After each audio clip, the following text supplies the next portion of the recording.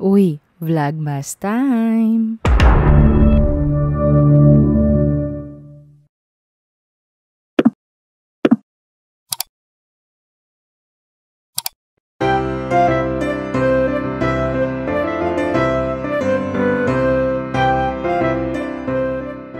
Maswerteng araw mga Frenny. Welcome sa ating Vlogmas serye. So para simulan ng ating Vlogmas episode, samahan nyo akong mag-unbox ng mga to, ang labubu. Excuse my voice mga Frenny, medyo paus po ang inyong Frenny Rian at may trangkaso pa. So going back nga sa ating pinag-uusapan, hindi na bago sa inyo ang labubu dahil itong 2024 talaga nga naman nag-trending ano.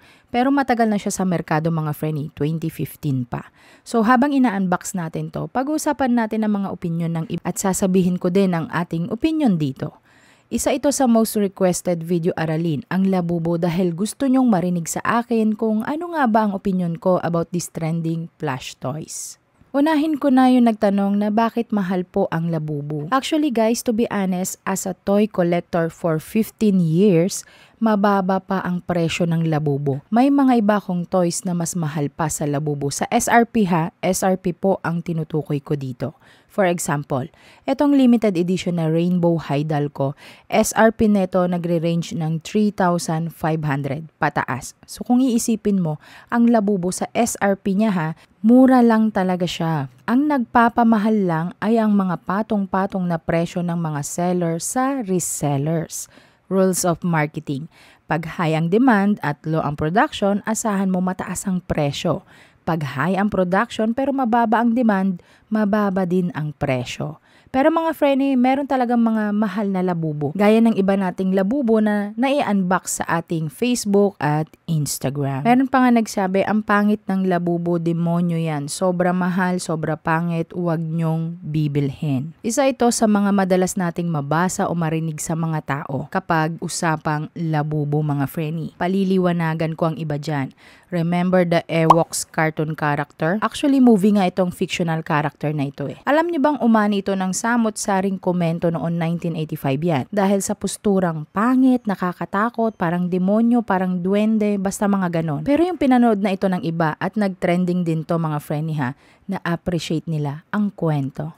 O ito, si Zenki, batang 90s dyan. Naalala nyo pa ba ito? For sure naalala yan ng iba dito. Si Zenki, fictional character yan, cartoon character yan. Si Zenki kasi ang ibig sabihin niyan, demon god child, Zenki. Pero ang ilan sa inyo siguro, or sa atin, pinapanood yan basta hapon at pagkatapos ng klase, tatakbo agad yan sa bahay para manood niyan. O, diba? And now, madaming toy collectors ang may mga piece or may mga pyesa niyan.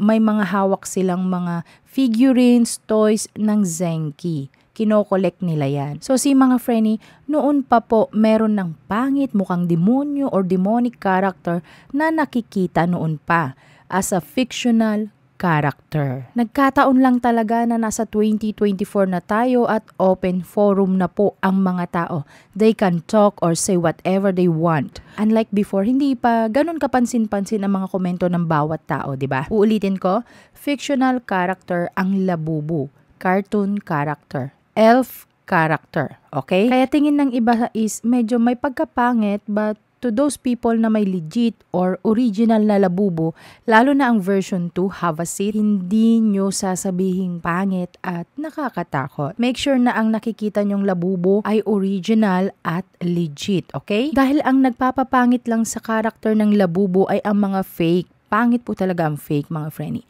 Parang luxury din yan eh. Real talk tayo ha. Kapag may nakikita kang bumibili ng LV, Hermes, Chanel, Dior, or any kind or luxury brand, di ba sasabihin mo, bakit ka bumibili niyan? Ang mahal-mahal niyan. Ganun din po yan sa labubu, okay? You don't even know unless you try it to yourself. Besides, hindi lang naman si labubu ang pangit sa paningin ng iba. Alam niyo ba before, may mga taong takot o ayaw sa 7 dwarfs ni Snow White dahil feeling nila gagalaw yun sa gabi. So wag na gawing issue si labubu at Pop Mart. So going back sa ating unboxing, ito pala badge to mga Frenny ha. Meaning, pwede ilagay sa bag, damit, pants at sa inyong mga refrigerator dahil magnetic ito. So isang set ang binigay nila sa atin. Hindi ko alam if makakakuha tayo ng secret or nakakuha tayo kanina ng secret. Ito palang unang binuksan ko mga Frenny.